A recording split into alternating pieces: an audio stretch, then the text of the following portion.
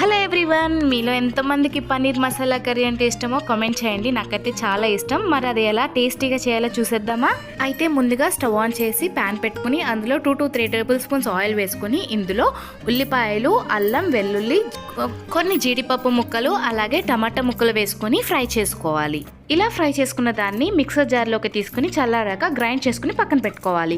ఇప్పుడు మళ్ళీ stove on చేసి సేమ్ ప్యాన్ పెట్టుకుని అందులో ఒక 2 to 3 టేబుల్ స్పూన్స్ బటర్ వేసుకుని అందులో హోల్ గరం మసాలా వేసుకుని ఫ్రై చేసుకోవాలి. ఇందులోనే 2 ఎండుమిరపకాయలు అలాగే 2 పచ్చిమిరపకాయ ముక్కలు వేసుకుని ఫ్రై చేసుకోవాలి. అయితే ఇప్పుడు ముందుగా ప్రిపేర్ చేసుకున్న పేస్ట్ ని ఇందులో వేసుకుని ఫ్రై చేసుకోవాలి.